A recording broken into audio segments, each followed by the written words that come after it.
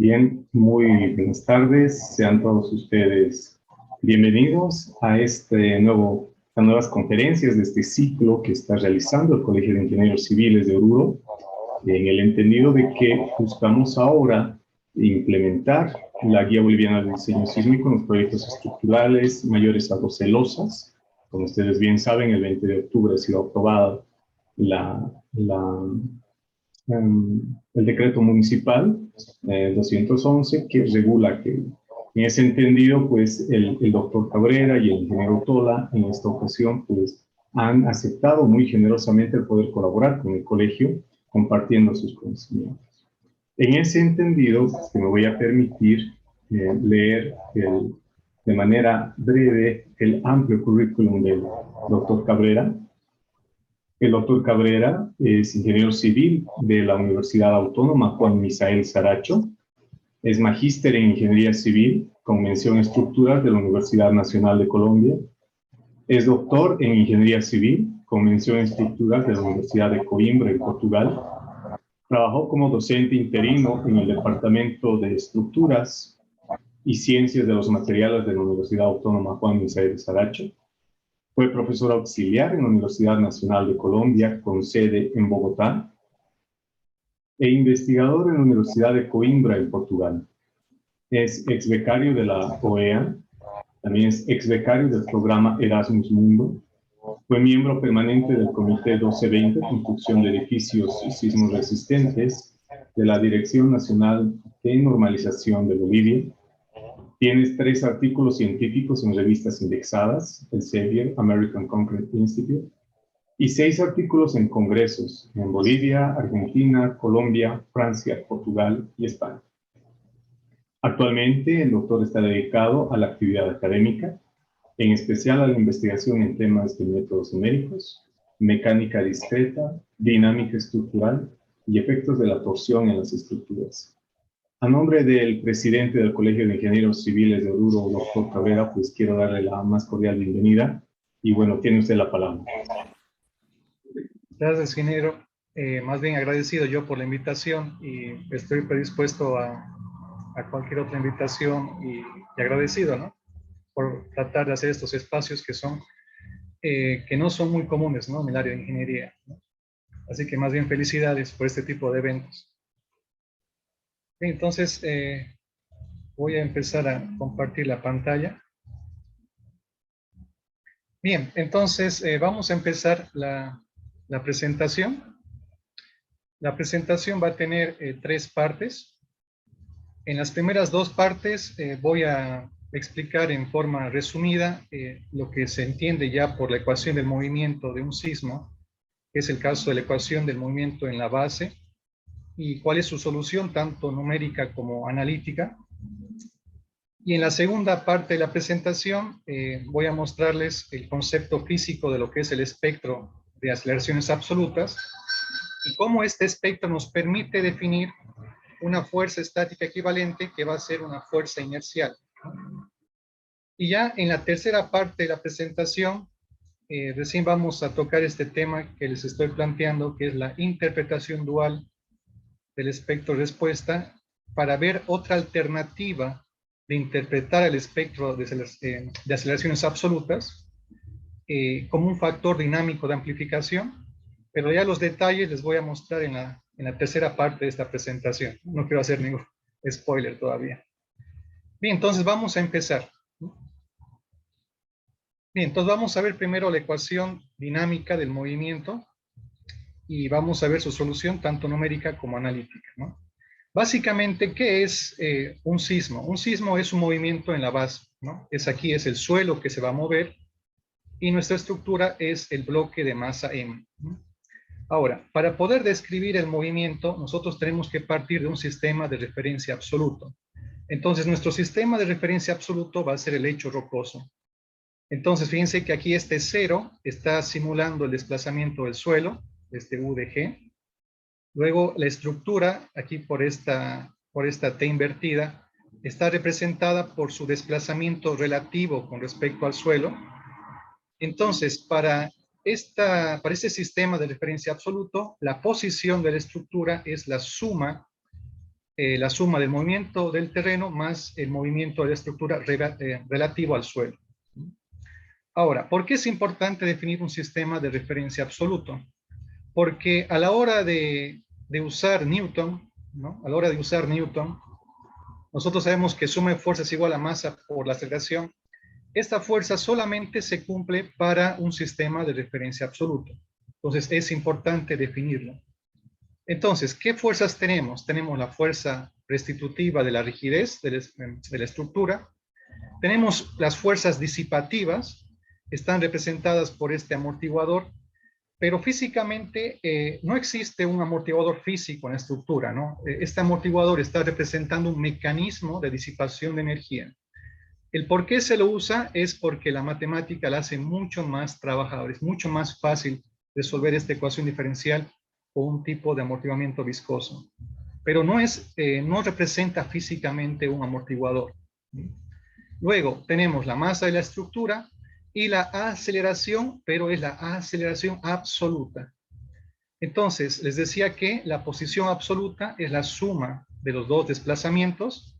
Hallamos la primera derivada, hallamos la segunda derivada. Entonces, podemos reemplazar ahora esta ecuación aquí arribita, y entonces tenemos esta ecuación que está aquí, ¿no? Entonces, estos términos están con menos, van a pasar con más. Este término está con más, va a pasar con menos. Y tenemos entonces aquí ya la ecuación del movimiento, ¿no? Ahora, esta ecuación del movimiento yo la puedo dividir entre la masa. Entonces se cancelan. El amortiguador, la constante del amortiguador dividido entre la masa es igual a 2 veces el factor de amortiguamiento por la frecuencia natural de la estructura. La rigidez dividido entre la masa es la frecuencia natural de la estructura al cuadrado. Aquí se cancelan, donde la frecuencia natural de la estructura está relacionada con el periodo natural de la estructura, con esta formulita, ¿no? La frecuencia natural por el periodo natural es 2pi. Y es este el factor de amortiguamiento, que es un número mayor que 0, pero para las estructuras es un número muy pequeñito, es un número mucho menor que la unidad. Bien, entonces, ¿en qué consiste ahora resolver esta ecuación diferencial? El dato que nosotros podemos extraer es el dato del movimiento en el suelo, que es el acelerograma, que es este término que está aquí a la derecha. Y este acelerograma tiene que estar medido en roca, ¿no? Eso es importante. Donde el pico, donde el punto mayor del acelerograma es lo que se conoce como la famosa PGA, ¿no? De Peak Ground Acceleration, que generalmente está en porcentajes de la gravedad. Entonces, ¿cuál es la idea? La idea es, esta ecuación diferencial hay que fijar un factor de amortiguamiento, hay que fijar un periodo natural de la estructura, que es lo mismo que fijar la frecuencia natural, porque las dos, se han dado cuenta, están relacionadas. Entonces, es lo mismo fijar el periodo que la frecuencia, ¿no? Pero es importante darnos ya estos dos valores, de una forma obtener un acelerograma de algún instrumento y mediante un método de análisis numérico resolver esta ecuación diferencial y hallar la respuesta de la estructura, que es la gráfica, ¿no? Del desplazamiento versus el tiempo. Pero más que todo, nosotros no estamos tanto interesados en conocer toda la respuesta de la estructura. Nosotros solamente estamos interesados en conocer el valor máximo, tanto positivo o negativo, el valor absoluto. ¿Cuánto es el máximo desplazamiento que va a sufrir la estructura? Entonces, eso es importante, ¿no? No queremos conocer tanto toda la evolución del movimiento, solamente el valor máximo. Bien, la forma de hacer esto tiene que ser mediante un método de análisis numérico. Existe un montón de técnicas de análisis numérico. Yo soy más partidario de lo clásico, entonces además me gusta, por ejemplo, el método de las diferencias finitas, porque es un método más robusto en el sentido de que ella puede resolver muchas ecuaciones diferenciales, no tiene muchas limitaciones. La única limitación es como que pasa en cualquier método de análisis numérico, es que mientras más refinada sea la malla, es mucho mejor, ¿no? Pero esto es, si ustedes quieren, algo común en todos los métodos, pero no hay ninguna limitación, no hay ninguna limitación para no usarla, o sea, se puede aplicar en cualquier ecuación diferencial. Entonces, por ejemplo, yo voy a usar el método de las diferencias finitas. Ahora, obviamente yo tengo que partir de un acelerograma. Entonces, para este ejemplito, yo voy a partir de uno que está en el libro de Chopra. Si ustedes revisan el libro de Chopra en estas páginas, ustedes van a encontrar alrededor de 1500 puntos que corresponden al espectro, perdón, al acelerograma del centro, que más o menos tiene una duración de 30 segundos, y los intervalos que está en el libro está cada 0,02 segundos, entonces esto se lo puede graficar en el Excel, donde, por ejemplo, aquí la PGA es casi el 30% de la gravedad, ¿no? Entonces, vamos a hacer este pequeño ejemplito, más o menos en forma conceptual, ¿no? Para escaparnos los detalles para llegar a la presentación, que es la parte 3 de esta presentación. Entonces, por ejemplo, yo voy a usar el método de las diferencias finitas. El método de las diferencias finitas se lo puede poner en el Excel, es bien sencillo, solamente llenar casillas, hacer la conexión de celdas. Entonces, yo puedo empezar a encontrar la respuesta de la estructura, que es esta columna, por ejemplo. Pero ya les decía antes, ¿no? Siempre tengo que fijar el factor de amortiguamiento y el periodo de la estructura, ¿no? Para poder resolverlo, ¿no? Entonces, con este método yo puedo encontrar ya la respuesta de la estructura, el desplazamiento de la estructura para cada instante de tiempo. Y no solamente eso, sino también puedo encontrar la velocidad y la aceleración. Ahora, si yo sumo la columna de la aceleración con la columna del acelerograma, lo que yo voy a obtener es la aceleración absoluta. Entonces, en Excel es fácil poner una condición en la celda en que yo solamente quiero el valor máximo del desplazamiento. Quiero solamente conocer el valor máximo de la velocidad. Y quiero conocer solamente el valor máximo de la aceleración absoluta. Entonces, solamente estoy obteniendo 3 variables de un solo periodo. Ahora, como esto ya va a estar en el Excel, para mí ya es fácil jugar. Entonces voy a mantener fijo un factor de amortiguamiento, puedo ir jugando con el periodo y el Excel automáticamente me va a dar los 3 valores máximos que estoy buscando. El máximo desplazamiento, la máxima velocidad y la máxima aceleración absoluta. Ahora, entonces, esto es lo que el concepto de espectro. Espectro es la colección de valores máximos. Entonces, por ejemplo, este sería el espectro de desplazamientos, este es el espectro de velocidades y este es el espectro de aceleraciones absolutas. Entonces, yo puedo hacer una gráfica en la cual esté el periodo, los periodos de cualquier estructura versus cuánto es su desplazamiento máximo. Entonces, por ejemplo, este es el espectro de desplazamientos, ¿no? Este vendría a ser ahora el espectro de velocidades y este vendría a ser el espectro de aceleraciones absolutas, ¿no? Es en una sola gráfica, están concentrados, sintetizados de un solo acelerograma, ¿no? Estamos haciendo solamente de un acelerograma. Entonces aquí se han dado cuenta que clave es tener el dato experimental, ¿no? Del acelerograma. Bien, el primero que inventó, la palabra no se sabe, ¿no ve? No se puede decir porque en las matemáticas no se sabe si es un invento o es un descubrimiento, ¿no? Pero la primera persona que descubrió o inventó este método de usar espectros, estas gráficas, fue Maurice Anthony Biot en 1932, exactamente en su capítulo 2 de su tesis doctoral del Caltech. Él fue el primero en usar esta técnica de usar una sola gráfica con todos los valores máximos, ¿no? Y hasta el día de hoy está es el método para la ingeniería sísmica, ¿no? Que se usa. Bien, ahora, también existe una solución analítica. La solución analítica es la famosa integral de Duhamel, que en matemáticas se llama integral de convolución, y es esta ecuación. Ahora, si ustedes quieren más o menos entender de dónde nace esta ecuación, esto más o menos es la superposición de pequeños impulsos, es decir, de cualquier función del espectro, lo que se hace es hallar la solución particular de un impulso y se hace esa suma de impulsos y como esa suma es continua, eso da origen a lo que está aquí, que es la integral, ¿no? La integral. Ahora, esta ecuación solamente es válido si la posición inicial y la velocidad inicial son 0, ¿no? Y eso es lo que pasa en una estructura, ¿no? En un instante en que va a ocurrir el sismo, la estructura está con una posición y una velocidad 0, ¿no? Porque si esto no fuera cero, aquí habría que aumentar otro término más. Luego, aquí aparece una frecuencia amortiguada que está dada por esta ecuación, ¿no? Bien, entonces hasta aquí es la primera parte de la presentación, es para darles un vistazo, un pantallazo de lo que es un espectro de desplazamientos, velocidades y aceleración absoluta, y la forma de obtenerlos es usando un método de análisis numérico, que hay muchos, ¿no? Hay muchos.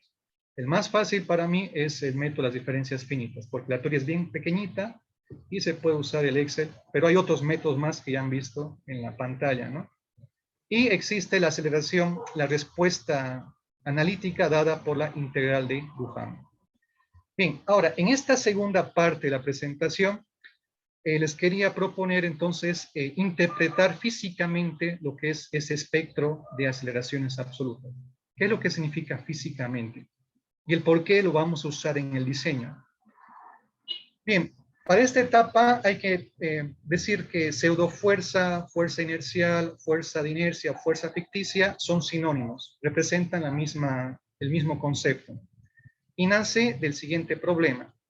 Fíjense que yo aquí tengo un sistema de referencia absoluto y tengo un sistema de referencia que se va a mover con una aceleración absoluta hacia la derecha, medido obviamente por el sistema de referencia absoluto. Y yo tengo aquí un cuerpo de masa en amarillo que está en este sistema de referencia que se va a mover, ¿no? Que se va a mover. Entonces, fíjense qué es lo que va a pasar. Si yo con mi mano, ¿no? Ahora sí, lo voy a ese sistema de referencia en movimiento, ¿no? Que está aquí. Lo voy a jalar, ¿no? Con una aceleración hacia la derecha.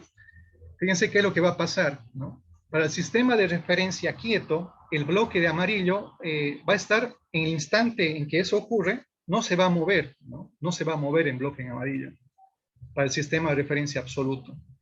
Pero ¿qué es lo que pasa ahora con el sistema que se va a mover, ¿no?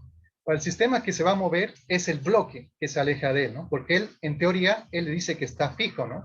Entonces el bloque para él se está desplazando con una aceleración hacia la izquierda, con un signo cambiado a la aceleración absoluta.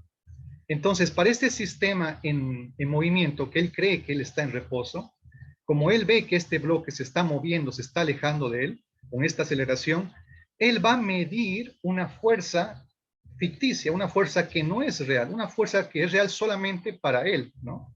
Y es igual a la masa del bloque en amarillo multiplicado por la aceleración absoluta con el signo cambiado. Entonces, esto es la física detrás del espectro de aceleraciones que nos permite ahora hacer lo siguiente.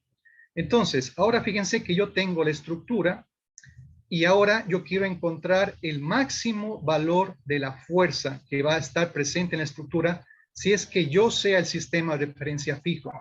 Entonces, la máxima fuerza que yo voy a medir diciendo que yo estoy fijo va a ser igual a la masa de la estructura multiplicado por la aceleración absoluta con el signo cambiado. Pero obviamente no importa el signo, si es más o menos, ¿no? Por eso es que aquí la máxima, la fuerza estática equivalente va a ser igual a la masa de la estructura multiplicado por la aceleración del espectro de aceleraciones absolutas. Ahora, generalmente el espectro de aceleraciones absolutas se lo divide entre la gravedad, y eso es lo que entre comillas se conoce como un espectro de aceleraciones absolutas normalizado, ¿no? Entonces yo puedo ahora reemplazar, en vez de trabajar con el espectro, voy a trabajar con el espectro normalizado. Entonces va a pasar que la masa por la gravedad es igual al peso del edificio. Entonces se puede decir, sin lugar a equivocarnos, que el cortante en la base, porque yo estoy en fijo ahora, va a ser igual al peso de la estructura multiplicado por el espectro normalizado de la aceleración, ¿no? El espectro normalizado de la aceleración. Bien, entonces, esto es lo que comúnmente se hace, ¿no? La parte física detrás del espectro de aceleraciones y el por qué es importante, ¿no? Bien, entonces, podemos usar ahora la integral de Duhamel para investigar justamente qué pasa con esta aceleración absoluta. Porque fíjense, como ya sabemos que hay una solución analítica que es esta, yo puedo derivar y hallar la velocidad. y de esa velocidad yo puedo derivar, hallar la aceleración, investigar qué es lo que está pasando con la aceleración para cualquier acelerograma, ¿no? Para cualquier acelerograma. Entonces, esto está resuelto en el libro del Chopra en una hojita, pero lo vamos a hacer aquí en detalle porque aquí hay muchas hipótesis que no están explicadas en el Chopra y que vale la pena indicarlas, algunas aproximaciones que se hace que no están en detalle aquí.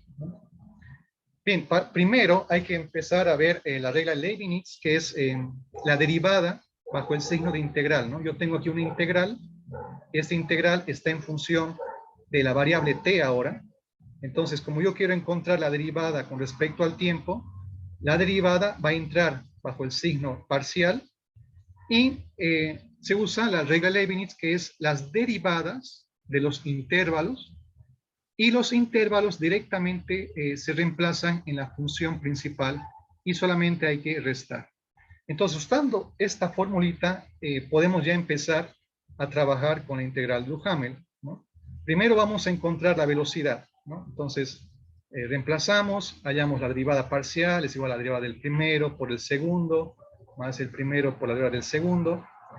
Y aquí, fíjense que la derivada del intervalo t respecto de t es 1, ¿no? La derivada de 0 respecto al tiempo es 0, pero esta viene siendo 1, ¿no?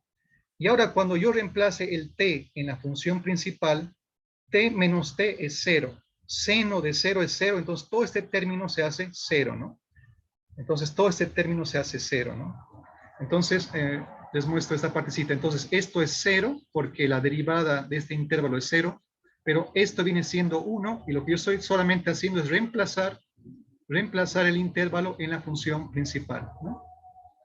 Entonces, por eso es que esto es 0, ¿no? Porque seno de 0 es 0. Bien, entonces me queda esa ecuación para la velocidad.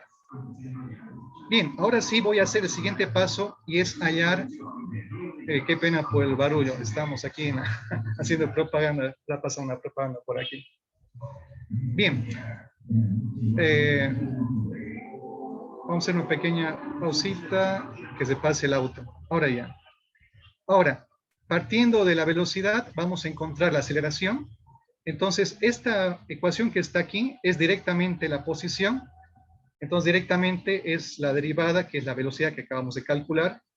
Y ahora viene este nuevo término, ¿no? Entonces, aquí va a ser igual, ¿no? La derivada del primero por el segundo, más el primero por la derivada del segundo.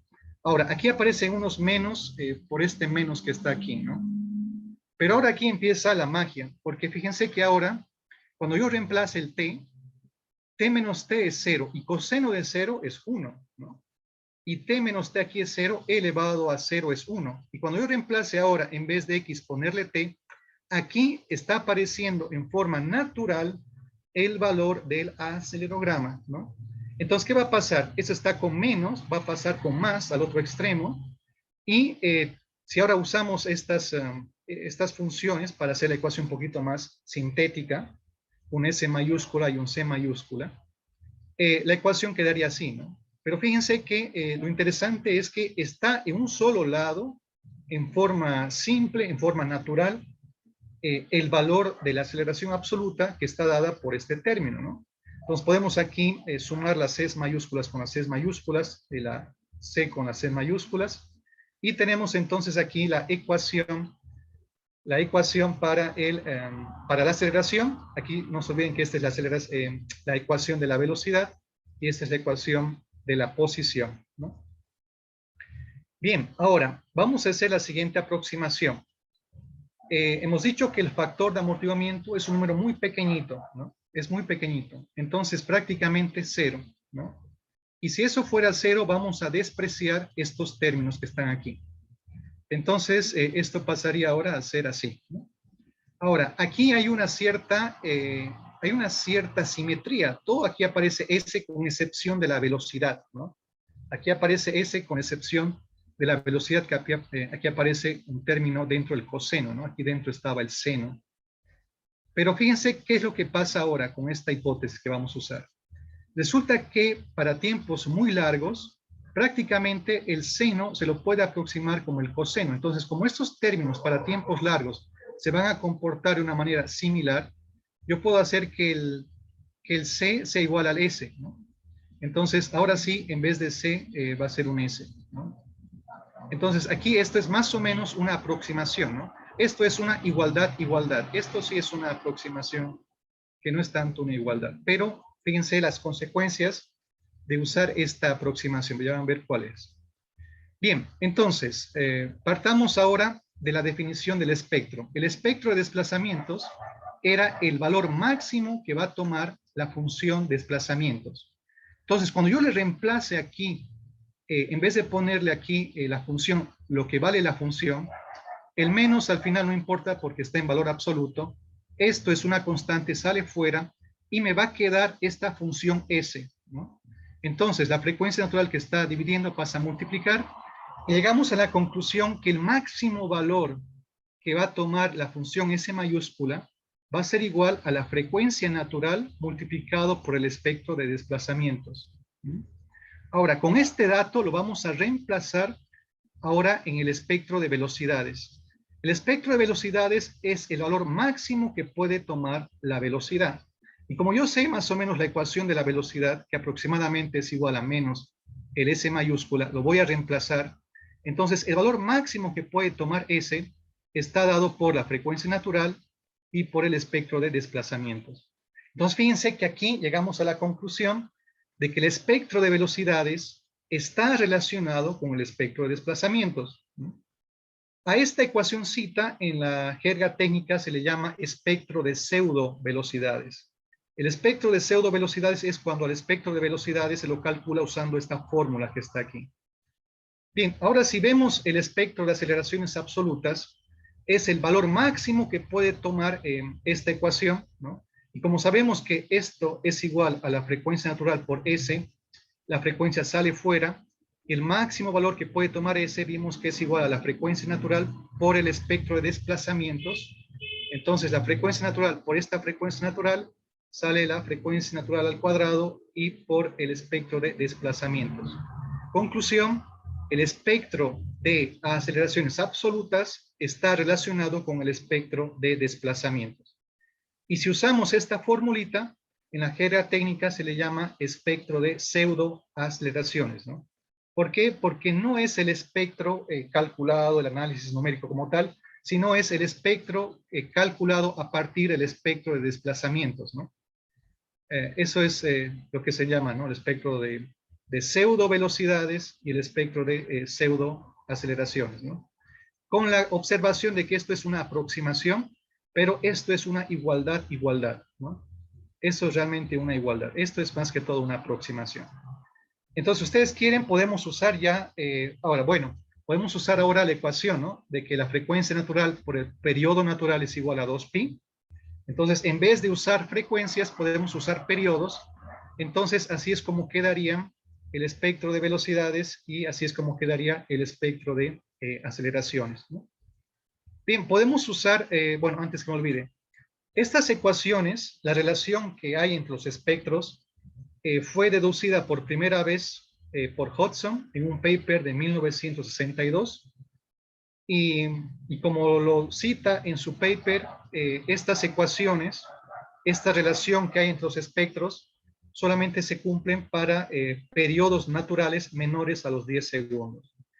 A pesar de que hay una limitación, no es mucha, porque en el diseño sísmico hay una regla de oro que el periodo de una estructura en forma aproximada es el 10% del número de pisos, ¿no? Entonces, para que podamos escaparnos y no cumplir esto, el edificio, fíjense que tendría que tener, para que tenga 10 segundos, tendría que tener 100 pisos, ¿no? Entonces, es una cosa que no es real, ¿no? Entonces, unas ecuaciones son válidas, ¿no? Y para los que ya tienen experiencia con los espectros, se dan cuenta que un espectro que dure 3 segundos es el rango normal de un espectro casi siempre, ¿no? Entonces ya está cubriendo todas las zonas del espectro. Bien, entonces este ejemplito en el centro, fíjense que está, ¿no? Les decía el espectro de pseudo, perdón, no, este es el espectro de desplazamientos. Entonces, lo que está en rojo es el espectro de pseudo velocidades, calculado con la formulita, y lo que está en negro era el espectro de velocidades calculado bien, o sea, calculado con cada punto del método numérico, ¿no? Y se dan cuenta que es una buena aproximación, pero es una aproximación nada más, por ese detalle del seno y el coseno, ¿no?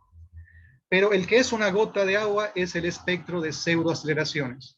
El espectro de pseudoaceleraciones con el espectro real de la estructura es una igualdad, ¿no? No es una aproximación así, tan así. Es una aproximación, no es una aproximación, es una igualdad.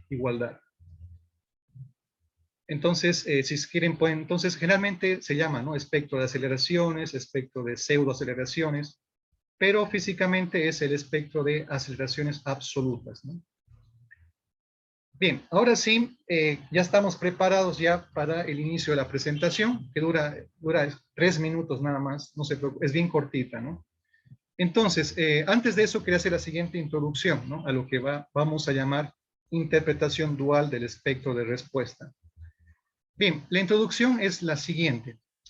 Yo hice mi tesis de doctorado en la Universidad de Coimbra y mi tesis consistió, la traducción al español consiste en más o menos en contribuciones para la modelación unidimensional del comportamiento tridimensional de varas no prismáticas con sección abierta de pared delgada.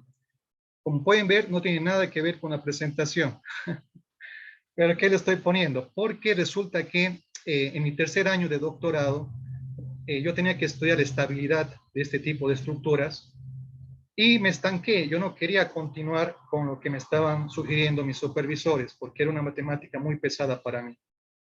Entonces, buscando algún paper, encontré un paper bien interesante sobre este método que se llama de Henke-Barchin Model. Es un método que lo ideó originalmente Henke para su habilitación para ser profesor en esta universidad alemana. Y él quería estudiar la estabilidad de anillos, ¿no? Entonces, el problema de estabilidad es un problema de vectores y valores propios. Entonces, él usó este método de discretización y era a la estructura continua, él lo va a usar elementos infinitamente rígidos conectados con resortes. Y estos resortes van a capturar la rigidez de la estructura continua. El único problemita, hay que calibrar bien, ¿no?, esos resortes para que capturen el efecto de del mecanismo de la estructura continua. Este método yo lo apliqué en la tesis, por eso, gracias a Dios, la defendí, todo salió bien. Y a partir de ahí, yo estoy interesado en investigar más sobre este tema, ¿no? Y a partir de ahí es que estoy viendo resortes por todos lados. Y es ahí donde entra ahora el problema del movimiento en la base. Si nos concentramos bien en lo que fue la primera parte y la segunda parte de esta presentación, estamos diciendo que la estructura es el bloque. La estructura es el bloque de masa M. Pero ahora yo puedo partir de una interpretación dual y decir que la estructura no es el bloque. La estructura va a ser el resorte. Yo puedo hacer eso. Es una interpretación que estoy haciendo. Entonces, ¿qué pasaría ahora si la estructura es el resorte? La estructura es el resorte, yo estoy interesado en conocer cuál es la fuerza máxima que se va a presentar en la estructura. Y para calcular eso es fácil, porque ahora como es un resorte, la fuerza que va a actuar en la estructura, que ahora es el resorte, es igual a su rigidez multiplicado por su desplazamiento. Bien, entonces el desplazamiento, como la fuerza máxima es la que estoy interesado, el desplazamiento máximo es el valor del espectro de desplazamientos. Entonces, aquí yo puedo reemplazar el valor de la rigidez con su ecuación dinámica. Y fíjense que voy a agrupar estos términos y me sale la masa por afuera, ¿no? Ahora, aquí es la masa, es como la estructura, que es el resorte, le hemos instalado una masa, ¿no? Pero aquí la masa no es la estructura. Aquí la estructura es el resorte, que le hemos instalado una masa, ¿no? Entonces, fíjense qué es lo que está pasando aquí. Este término que está aquí es lo que en la parte 1 y en la parte 2 de esta presentación era el valor de la aceleración absoluta. Pero en esta interpretación dual, esto no es una aceleración, esto es un factor dinámico de amplificación, ¿no? Pero fíjense que estamos llegando a la misma conclusión que la parte 2 de esta presentación, ¿no? Ahora, yo estoy interesado en una fuerza estática equivalente. Entonces, ¿qué voy a hacer con esta ecuación? Voy a multiplicarla y dividirla por G. Entonces, fíjense que aquí aparece el espectro normalizado y aquí aparece el peso de la estructura, entre comillas, ¿no? Porque es la masa que le hemos instalado a la estructura, que es el resorte, ¿no? Y estamos llegando a la misma ecuación que la parte 2 de esta presentación, ¿no? En una sola planilla, ¿no? Aquí no hay integral de Duhamel, aquí no hay la fórmula de Leibniz, aquí no hay las derivadas de la velocidad, la aceleración. Estamos llegando a al mismo resultado que Hudson, ¿no? Usando esta interpretación dual. No solamente podemos hacer esto, sino podemos hallar, aquí ya hemos hallado entonces la relación que hay entre el espectro de aceleraciones con desplazamientos usando esta interpretación dual, mucho más fácil que todo el procedimiento que ustedes han visto que se ha comido todo el tiempo de la presentación, ¿no? Bien, no solamente podemos hacer eso, sino yo también puedo calcular la energía almacenada en el resorte, que es la estructura, es igual a su rigidez por su desplazamiento máximo, que es el espectro de desplazamientos al cuadrado. Si yo reemplazo ahora el valor que tiene la rigidez, fíjense que aquí yo puedo agrupar estos dos términos, y aquí me aparece un término que es igual a unidades de velocidad, pero físicamente no es una velocidad en esta interpretación dual. En esta interpretación dual, esto es igual, un factor dinámico de amplificación para calcular energías. Pero resulta que esta relación es el famoso espectro de velocidades que se está relacionando con el espectro de desplazamientos, ¿no? Entonces, fíjense, de forma natural están apareciendo estas igualdades que en la etapa 2 de la presentación aparecían por otro camino, ¿no? Por el camino de que la estructura es el bloque de masa M. Entonces, ya para ir terminando la presentación, entonces, en la primera etapa vimos lo que usualmente esto es lo estándar, ¿no? De que el espectro de aceleraciones absolutas, la fuerza estática equivalente es una fuerza máxima inercial que está actuando en la estructura, que es la masa. Ahora, yo puedo pensar diferente y llegar al mismo resultado pensando en que la fuerza estática equivalente es la fuerza máxima que actúa en la estructura, pero ahora la estructura es el resorte, y voy a llegar a la misma ecuación que en el caso estándar, ¿no? Y estos son igualdades, ¿no? Y esta igualdad también se tiene que cumplir para periodos menores o iguales a los 10 segundos de un edificio, que es lo que ocurre en un edificio normalito, ¿no? No hay esos rangos tan altos de periodos naturales, ¿no? Bien, no quería demorar mucho, ¿no? Para que no sea muy cansador. Entonces, gracias por su atención, ¿no? Cualquier pregunta quieran hacer, la pueden hacer, no hay problema. Bien, muchas gracias, doctor. La verdad es que es muy interesante toda esta presentación. Otra manera de poder llegar al espectro. Y bueno, no sé si es que alguien entre los del público quisiera tal vez hacer una consulta al doctor. Bueno, Algo que me queda debiendo, algo que me queda debiendo la presentación es aplicar este concepto ya al tema de varios grados de libertad, ¿no? Que se llega también a las mismas ecuaciones que la dinámica normal, ¿no? Entonces, por el carácter del tiempo, la presentación no lo puse, pero que también se aplica y sale el mismo resultado también. Excelente. El ingeniero Raúl Alberto Quispe puede habilitar su micrófono y hacer la consulta. Buenas tardes, agradecido por la sesión magistral del doctor. Quería consultarle lo siguiente, ¿cómo ha asemejado ¿qué se llama? El link, ¿no? En este caso, la rigidez de ese resorte. ¿Podemos aplicar esa misma teoría o esos mismos pasos para el tema de interacción suelo-estructura? Esa es mi consulta, por favor. Habría que investigar, ¿no? Esa es la respuesta, ¿no? Porque fíjese que depende todo de la interpretación, ¿no? Porque aquí fíjese que el resorte estamos interpretándolo como es la estructura, ¿no? Pero en la interacción suelo-estructura, el resorte está simulando el vínculo, el resorte está simulando ahora otro fenómeno, ¿no? Está simulando el fenómeno de interacción que hay entre la deformación entre el suelo y la estructura, ¿no? Entonces hay que ver la compatibilidad de esos conceptos, pero no deja de ser una pregunta para investigar, ¿no? Pero la respuesta podría ser un sí, ¿no? Porque eso es lo que se hace en interacción sobre estructura, ¿no? Es modelar ese comportamiento tan complicado poniendo resortes que simulen la interacción entre estos dos elementos que ahora son estructuras como tales, ¿no?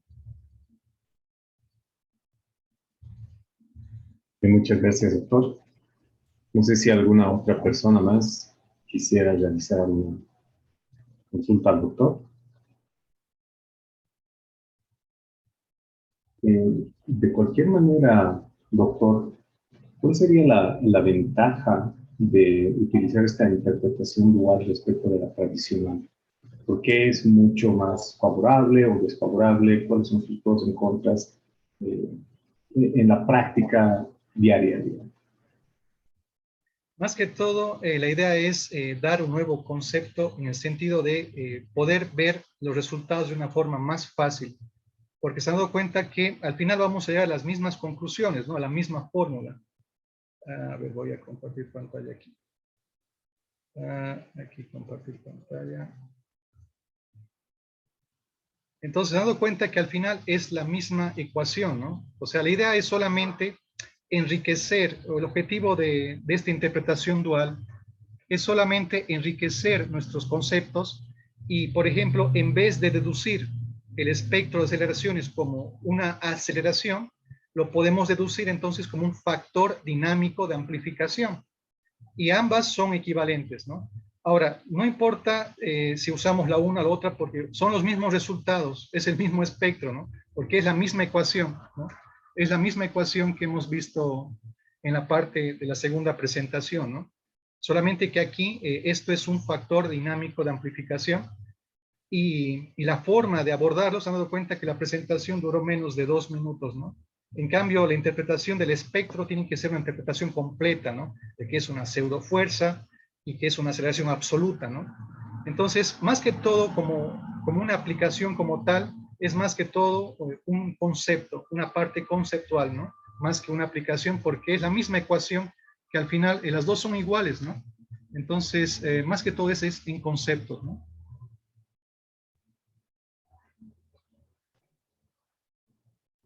Está bien, muchísimas gracias, doctor.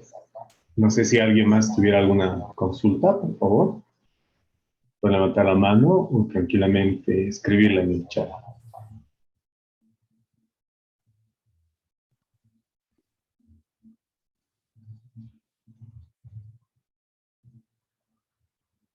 Bueno, creo que no. Sí. Bueno, pero sin duda, doctor, todos hemos anotado su correo electrónico, lo tenemos. Cualquier persona que todavía tenga una duda, después de repasar todo lo que usted nos ha comentado, podrían yo creo que hacerle llegar sus inquietudes por correo electrónico, ¿no? Y bueno, el doctor gustoso les va a responder. Bien, doctor, nuevamente quiero agradecerle por su tiempo, por habernos permitido asimilar los conocimientos que usted ha adquirido en el doctorado. Y bueno, esperamos contar con su presencia en una próxima oportunidad. Más bien, gracias. Yo soy el agradecido y predispuesto a igual a cualquier duda que quieran hacerme después. Si igual quieren algún material bibliográfico, me lo pueden pedir, no hay ningún problema, ¿no? Está bien, muchísimas gracias, doctor. Gracias. Por favor, sí, Voy a dejar compartir. tenemos 7 minutos todavía para las 18 horas. Tomaremos un pequeño descanso de 7 minutos y continuamos con la presentación del ingeniero Pablo. Gracias.